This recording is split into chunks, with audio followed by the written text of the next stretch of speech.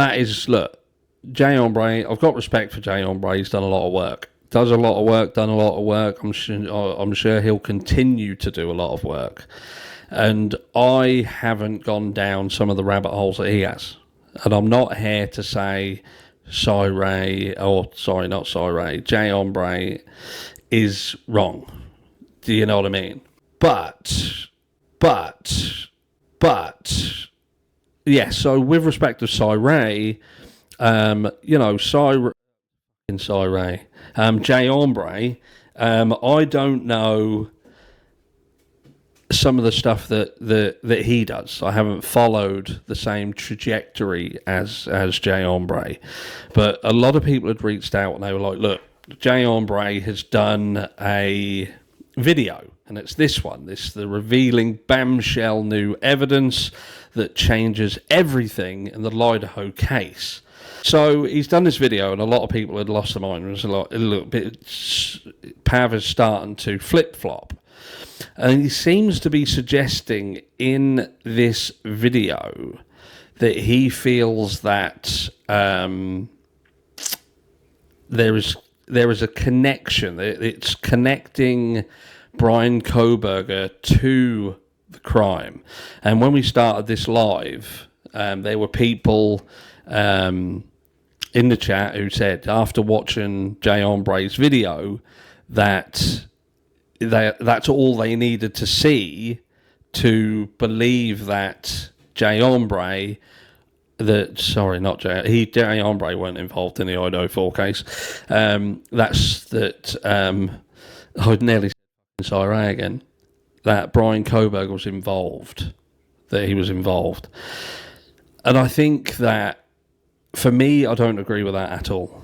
I don't agree, and I think you've either got to be all in or all out. Ladies and gentlemen, thank you.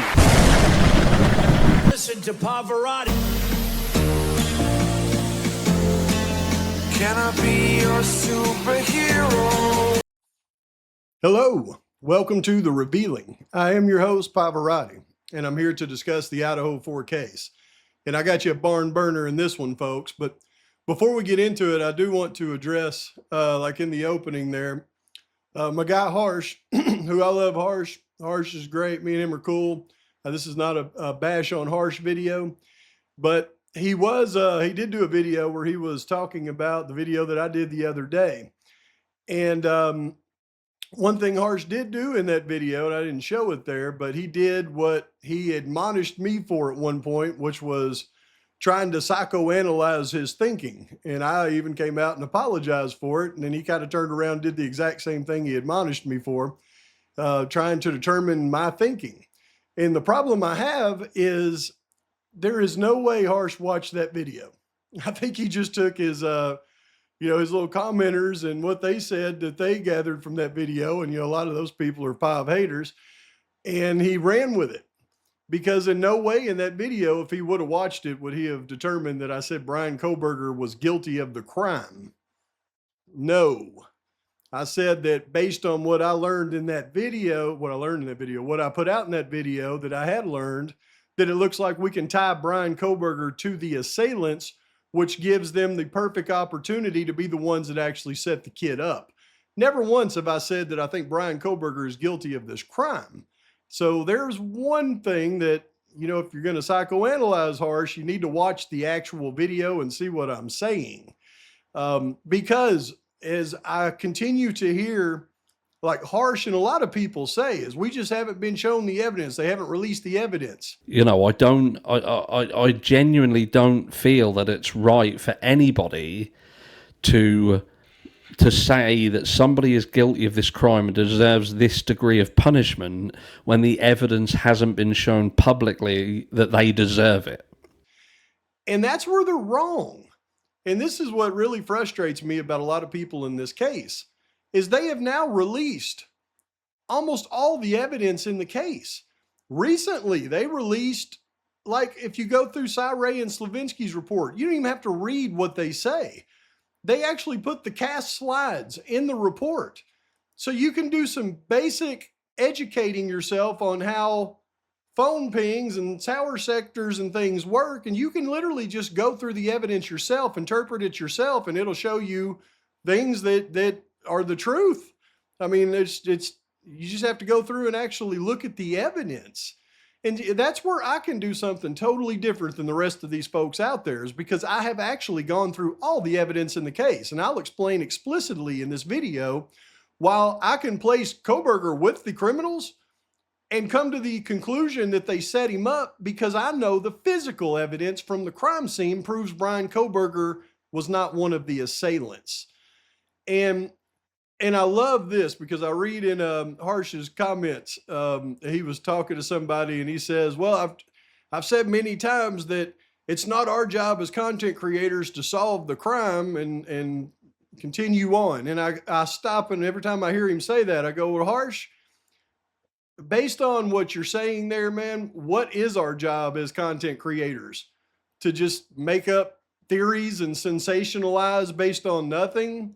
I mean, I see this thumbnail that you put out the other day. This is one of the videos, when I see these, I don't watch them.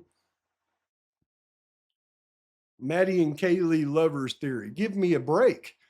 I don't believe that's our job as content creators, to just put out every ridiculous theory that we hear. I believe our job as content creators is to do what we say we're doing, and that is to take all the evidence that's released, go through it with a fine-tooth comb, see if it jives or if it doesn't. And if it doesn't, figure out what does jive, because I believe that's what gets us to the next level. If not, then we're just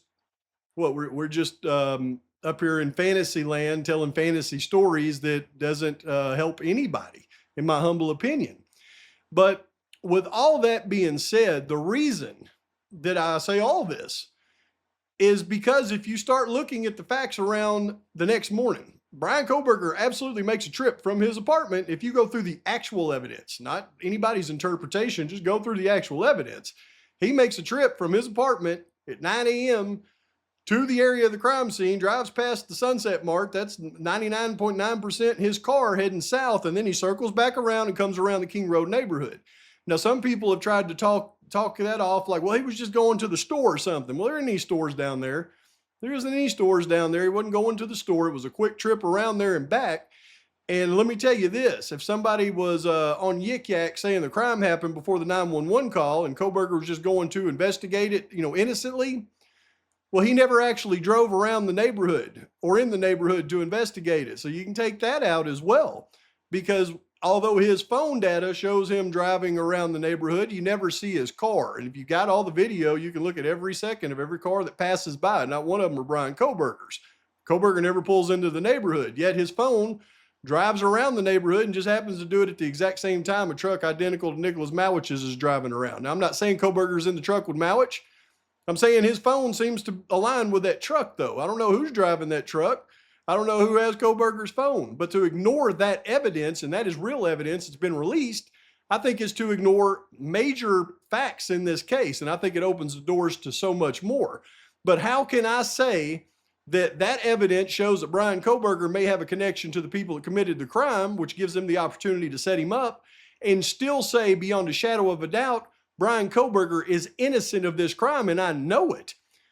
The only reason I can do that is because I haven't done what all you other content creators have done and take every little sensationalized story and every theory and put it out there. Is I've tried to stay as close to the facts of the case as humanly possible. And by doing that, I've studied all the evidence that's released. And when studying all the evidence that's released, I can tell you definitively, in my humble opinion, Bryan Kohberger is innocent of this crime. And here is why. Now, for those of you that have been following me for a while, you know that once they released all of the pictures of the crime scene, the evidence markers, the results to the DNA from all of the evidence, I took the witness statements, all the factors around the crime, including Murphy barking, the 1112 audio between 4 o'clock and 4:20, the vehicle driving around, and I took everything, the DoorDash delivery, the fact that you have to account for time for Xana to get the DoorDash, eat it. I accounted for everything in the crime scene. And in the end, my determination was this crime happened between 4:12 a.m. and 4:20 a.m., it was necessary for 4 perpetrators to commit this crime. Based on the evidence from Xana's room, one of those perpetrators had to be a female. So it's always been my determination that there were likely 3 males and a female who perpetrated this crime in a very short amount of time. Go back to my videos when I break all this down if you have any questions. But I believe that all the evidence from the crime backs this up, and none of the evidence from the crime points to Bryan Kohberger. We're going to start with the evidence that they gathered from the crime scene that points to the perpetrators of the crime and also excludes Bryan Kohberger from possibly being any one of those 4 perpetrators, starting with the L5 fingerprint that was made apparent using Amido black on the rear sliding door. Now, this is an exit point that even law enforcement says one of the perpetrators must have exited from. The only way that this fingerprint is made visible is with Amido black binding to the proteins in the blood, meaning it is likely a bloody fingerprint. And anybody out there that tells you that it could have been chicken grease is ignoring what law enforcement considered this evidence to be, which was the biggest piece of evidence in this entire case. And it has been compared against Bryan Kohberger several times, and every time he was excluded as being the contributor that made this fingerprint. And I say that it's the biggest piece of evidence in the case because it's the most investigated piece of evidence in the entire case. 17 of the 44 forensic reports on all the evidence in this case were all about the L5 and L6 fingerprints. 17 of those reports were dedicated just simply to this one piece of evidence.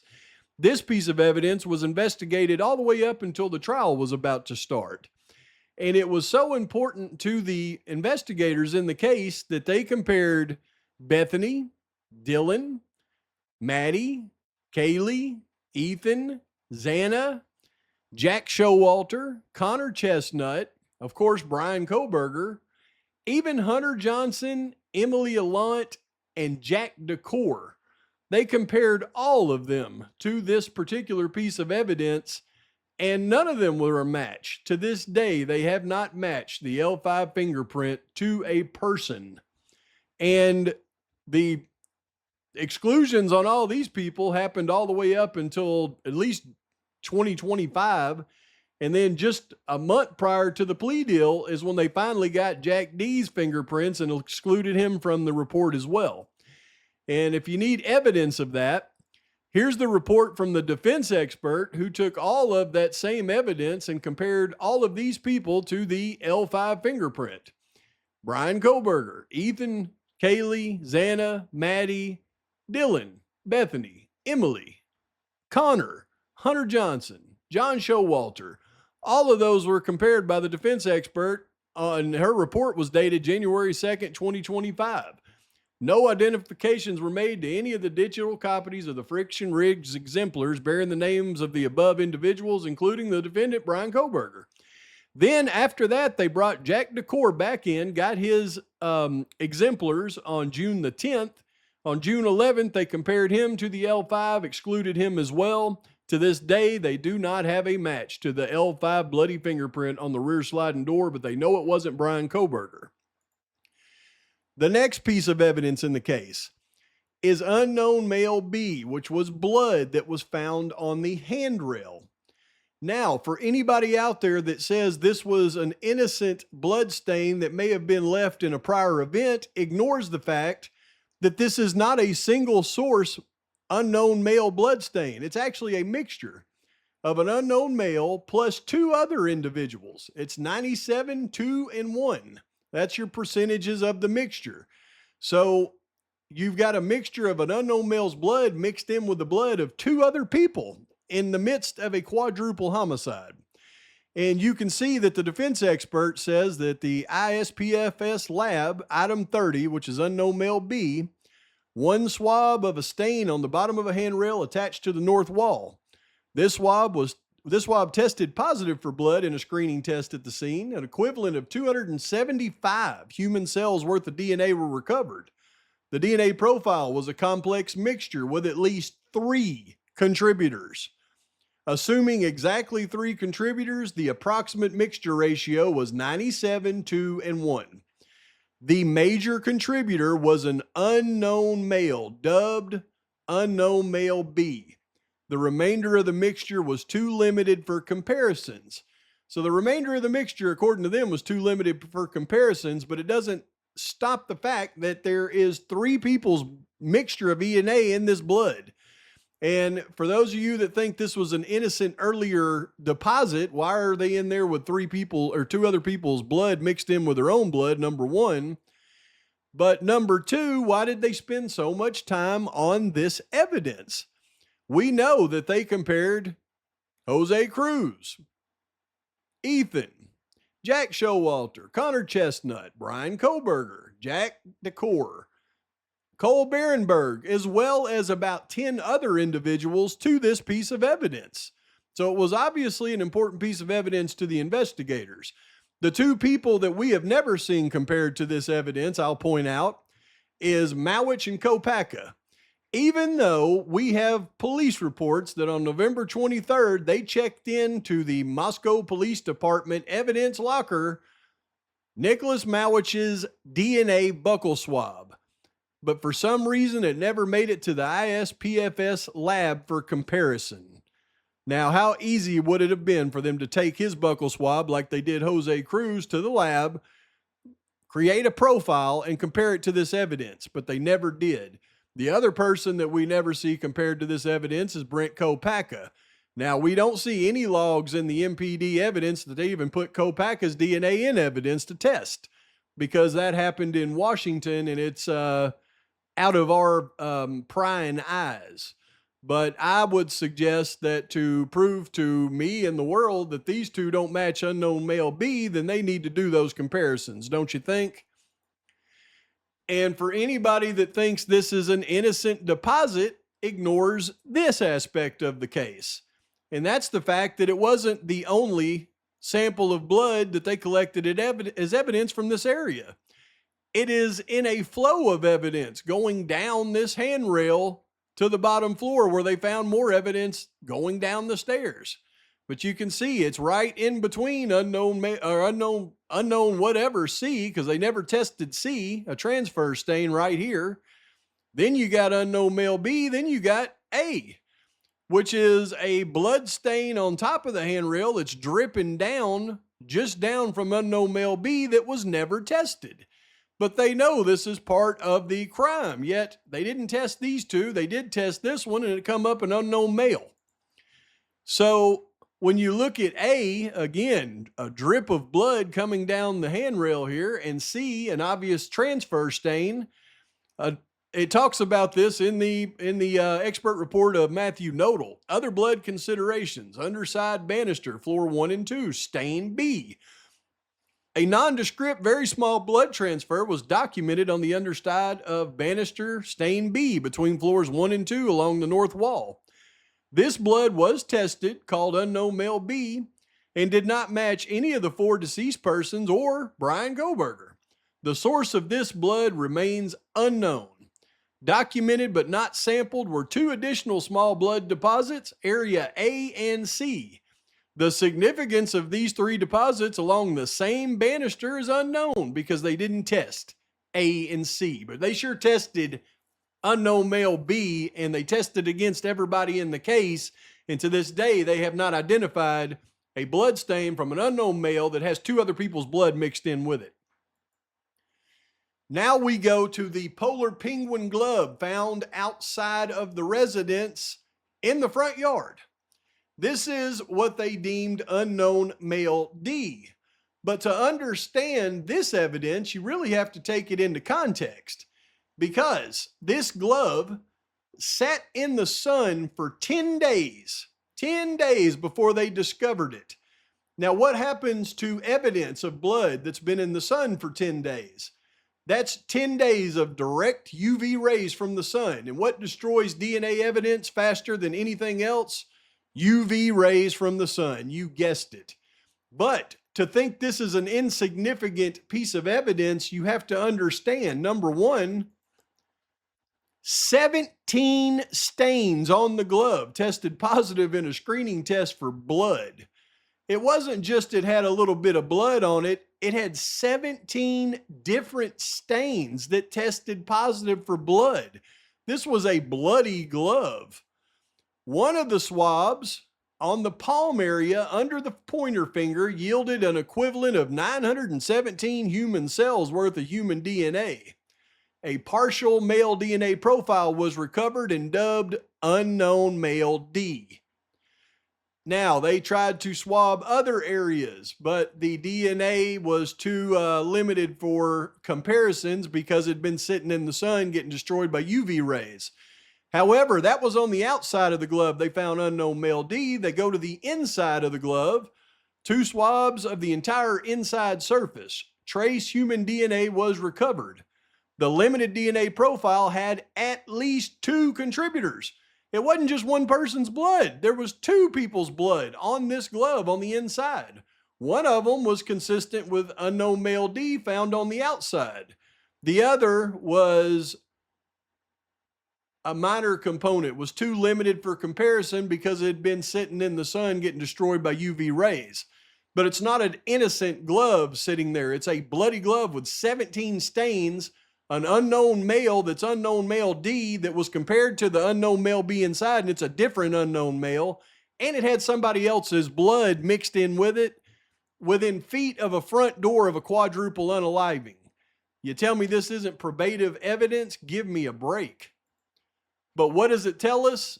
Unknown male D. Once again, this is not single source, but it's a mixture of male D's blood with someone else's blood found within feet of the exit point of a quadruple homicide. And it wasn't Bryan Kohberger. Now, the next piece of evidence is the DNA under Maddie's fingernails. Lab item 13.1. One thing I'm going to point out is this is the left hand fingernail clippings from Maddie. Not her right hand, but her left hand, which is very important. The mixed DNA profile had at least 3 contributors, including male DNA, where the major contributor was Maddie. The second contributor was Gonzalez. But that third contributor, that male, they've never been able to match it to anybody, but they absolutely have excluded Bryan Kohberger as being a contributor to that DNA. So, another unknown male under her fingernails, but not just under her fingernails on her left arm. Now, for those of us that have really dove into the autopsy results, we know that Maddie Mogen didn't have any defensive wounds on her right arm. Yet on her left arm, from her shoulder to her hand, she had 10 defensive wounds, meaning the hand that would have fought off the attacker was her left hand. That is the hand that they found unknown male under her fingernail, which makes it a very probative piece of evidence of the crime. 0 defensive wounds on Maddie's right hand or arm, 10 defensive wounds on Maddie's left hand and arm indicate if anywhere you'd expect to find a perp's DNA, it is under Maddie's left fingernails. And they did, and it's an unknown male to this day, and it certainly isn't Bryan Kohberger. Now we get to the main evidence that they used against Bryan Kohberger in the case, which was item 1.1, which was some skin cells on the front of the knife sheath that came back to be consistent, they say, with Kohberger. However, on the back of the knife sheath, mixed with blood of the victims, you see 1.4. 1.4 contains Y chromosomes. Bryan Kohberger was compared against 1.4 and excluded as being a contributor. And one only has to dive in deep to the results of the DNA on 1.4 to see the Y chromosomes that are apparent in 1.4 right here, which means it has to be a male. It can't be Maddie and Kaylee. There's a male mixed in with it. Bryan Kohberger was excluded as being a contributor to this mixture. So while you may have DNA consistent with skin cells on the front that match Bryan Kohberger, you got an unknown male in blood on the back that doesn't belong to Bryan Kohberger. Now, I would think that these two things would eliminate each other as one of the other, except I would say the blood on the back would be more probative since it was in the midst of a bloody crime. And these are just skin cells. Anybody could have touched that sheath at any time and deposited their skin cells. Now we get to this last piece of evidence that we're really just now breaking down, really just now getting into. And I misunderstood a lot about this evidence. So now that I know that this is going to be a critical part of this case, I've had to dive in deeper on it. And what I finally understand about this evidence is very intriguing to me. And this is what they call the clump of hair found in Ethan Chapin's hands. Now, what makes this particular evidence so confusing is the different ways that it's talked about and the different ways that it was tested. Everyone knows Ethan Chapin was killed on the second floor bed in Xana's bedroom on the second floor. Photographs have been released. He died in bed, and there are two major problems with how and where he died. We'll get to both of them. One of those was that he rolled to his right side, and his right hand fell down between the mattress and the wall. So if we assume he was facing the door when the killer entered, he retreated, fell to the right. Retreated is the wrong word. We'll talk about the mechanism. He rolled to his right, and he died, as we know now, facing the wall on his right side. Okay, this is important. Yes. When he did that, his right hand fell between the mattress and the wall. When police investigated that scene, there's a photograph of the original state that Nunez saw, Officer Nunez saw in the body cam video, which is documented from the very moment the police arrived and for an hour later on his body camera footage. I thought that was in the public domain, but we could talk about it. I think I've seen it. But anyways, he walks in and he sees all of this is on the body cam video, and all of this is documented during the processing of the crime scene. So Ethan rolled to his right, or Ethan was found lying on his right side with his arm against the wall. His hand was down between the wall and the mattress, and they process the body. When they process any body in a murder situation, they typically bag the hands to retain evidence, uncorrupted evidence of some DNA under somebody's fingernails. You might have blood or tissue under your fingernails. So one of the first things you do in processing a crime scene with the victims is to put paper bags and tape them around the victim's hands. Okay. So we have photographs of that entire process. Then there are photographs of removing the body, of moving. Sorry, I don't mean to be callous about this. This is a young man. This is a human being. Ethan's body. Sure. When they moved him from the bed, and you can see documented in police photographs that his arm is lying down against the frame of the bed. So the mattress, this is all important. The mattress is on a frame. The frame is against the wall, and it's a white wooden frame. So anything on that frame stands out. His hand is clenched kind of like this. It's a fist that has relaxed. Right. My interpretation would be it's not an open hand. It's not. He's at autopsy. His hand is like this, and this will be very, very important. So you can see a photograph of his hand where it has fallen down between the wall and the mattress, and it is resting on the white wooden bed frame. You with me? Yes. And there are slats that go across, so you can see specifically his hand was found on a specific cross slat, against the long arm of the bed frame. So you can tell with very, very specifically where his hand was, the shape of his hand, and that there was a large pool of dried blood beneath his hand.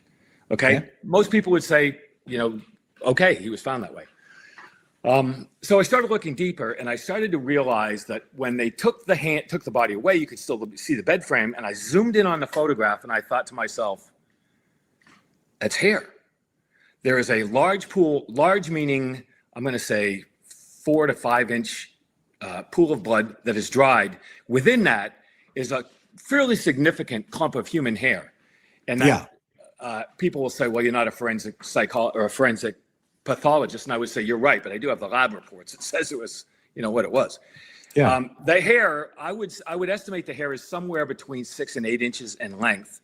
And it is sort of a dark blonde. It is not. It is not Kohberger's hair, and I say that not as a generalization, but based on the laboratory reports. So here's where it gets weird. They take the body, they bag the hands, they take it, they process it, and I have in my possession, I haven't sent it to you or anybody else, a picture of his hand at autopsy, which is the same hand and the same shape, and it has a clump of human hair that matches the hair seen in the photograph in his hand. And it was tested for type and for color, but not for DNA. Okay, so, but it gets more compelling than that. So many people now know about a criminologist named Brent Turvey, Dr. Brent Turvey. He was hired by the defense. His report has been made public, where he was brought in to analyze things, and I interviewed him for this book, and he provided, some pretty extraordinary information within the constraints of his employment agreement. He could talk about some things and not about others, but He did have a photograph of he was hired much later in the process. So this would have been probably 2.5 years after the crime, just before trial, not long before trial. He went up to Moscow, Idaho, went to the police department, and was given access under disclosure rules, Brady disclosure rules, to look at the evidence. And he found the bed frame in the building that was actually, I believe it was built just for this, to house this evidence. Yeah. And the bed frame was in there, and he was in there with Detective Payne, who everybody knows was the lead investigator for the Moscow Police Department. And they were going through all the evidence. Now, 2.5 years after the fact, going to trial with all the reports and everything done. And he said, essentially, he essentially said, well, what's this? They took the cover off, and it was the bed frame. And he looks at the bed frame, and he looks down at that slat, and he sees the slat where you can match precisely where Ethan's hand was found on the slat. And there's the same pool of dried blood, and all the hair in the photographs of the crime scene is still there. Now, based on what Whitcomb was talking about in that interview and other interviews with Turvey, I now understand what they're meaning when they talk about this hair and how it is new evidence. You see, Whitcomb and Turvey say there is a sealed photo of Ethan before being removed from the bed that shows his hand hanging down from the bed, clutching what they call a clump of hair. So there's apparently a photo, we haven't been able to see it yet, but where Ethan's hand is hanging down from the bed before they process the scene, and it appears his hand is actually clutching this hair. However, when they removed Ethan, most of the hair stayed on the bed frame. They bagged his hands with obviously at least one of those hairs still in his hand. The rest of the hair, though, stayed on the bed frame. The FBI tested the hair in his hand microscopically against Bryan's hair, and Bryan was excluded, so we know it's not Bryan's. But they only tested the hair against the victim's macroscopically, is what Turvey said. Now, here's where the difference comes into play. We know that they likely tested that one hair in Ethan's hand microscopically against Bryan, possibly against the victims as well. But the hair that was left on the bed frame, I have to take his word for it that it was only tested macroscopically against the other victims, because there's no record of the hair left on the bed frame ever being tested at all. And macroscopically basically means they looked at it. Now, Turvey also said that he got permission to examine evidence in the storage building and found the additional hair still stuck to the bed frame. Bryan was never told about this new evidence that Turvey discovered that could prove Bryan innocent. Now, when people talk about the evidence the defense actually filed a motion for and was arguing, that was the one hair found in Ethan's hand that the FBI tested. However, nothing in the report discusses the additional hair that was found on the bed frame. That's where the difference in this comes into play. You see, in the FBI laboratory report where they go through the debris from the right hand of Ethan Chapin, and they talk about how it was microscopically examined, and item 3 was examined for hairs microscopically consistent with the hair in the head hair of sample of Bryan Kohberger. However, no matches were found. So we know it's not Kohberger's, but they specifically talk about the debris in the right hand, microscopic examination. And then when we go to the defense expert report, it talks about decedent Chapin's body at autopsy and how the FBI lab had one hair from the right hand. And that one hair was morphologically consistent with Chapin's own reference hair, morphologically dissimilar to the defendant's reference hair. So this one hair in their hand is what the litigation was about this whole time. Nobody ever brought up in any of the court filings anything about that clump of hair found on the bed. Morphologically typically means both microscopically and macroscopically, meaning this one hair probably did go to Ethan. However, that one hair doesn't account for the rest of the clump found on the bed. Considering there's no source of evidence of testing the clump on the bed, we have to go with Turby's statement that the clump was tested macroscopically and deemed Kohberger excluded. Again, macroscopic, visible to the naked eye, or low magnification.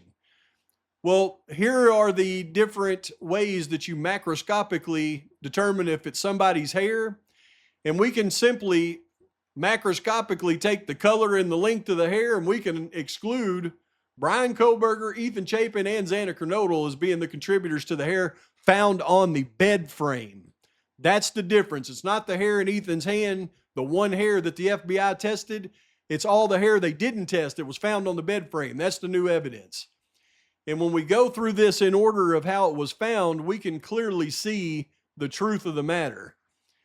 So right here on the left, you're going to see a photo. This is the bed. You can see the bed still up against the wall right here, and the mattress is barely pulled back, exposing this clump of hair that Turby says there's a photo of Ethan actually clutching in his hand.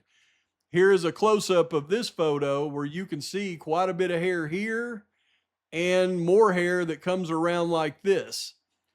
Now, the next photo is where they pulled the bed away from the wall, but the mattress is still over the bed frame, and you can see down here, it's exposing that clump of hair. Here's a close-up where you can see a close-up of the hair that's clumped in there.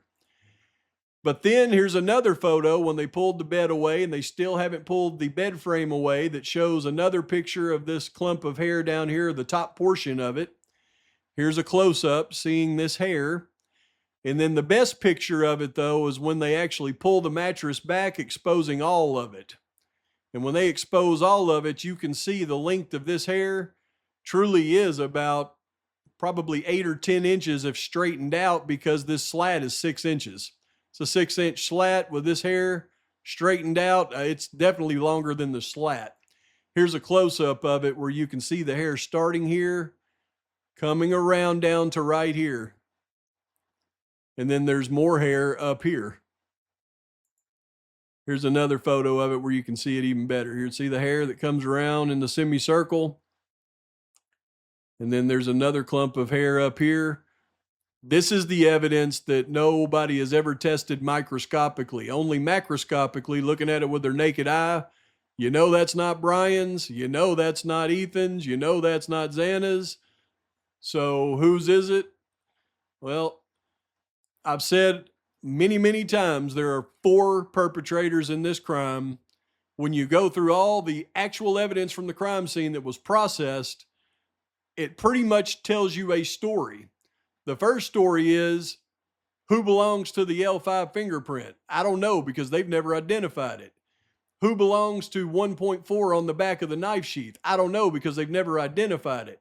But I believe 1.4 eliminates the skin cells on the front that supposedly belong to Bryan Kohberger. But if there are 3 males and a female perpetrators in this crime, there just happens to be blood on a glove that comes back to an unknown male D.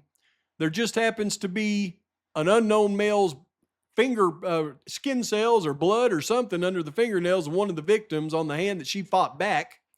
There just happens to be unknown male's blood mixed in with other people's blood on a handrail. And there just happens to be likely what I believe to be female's hair clutched in Ethan Chapin's hand that doesn't match anybody in the house, which tells you that they have the evidence for all 4 of their perpetrators. They've had it the whole time. And probably one of these 4 matches the L5 right here and 1.4 on the back of the knife sheath. So when people ask me, why do I think Kohberger is innocent? I think he's innocent based on the physical evidence, the evidence that's been released to us, that if you take the time to go through it It'll tell you who the perpetrators are and who they aren't. And Bryan Kohberger wasn't one of them according to the evidence in the crime scene.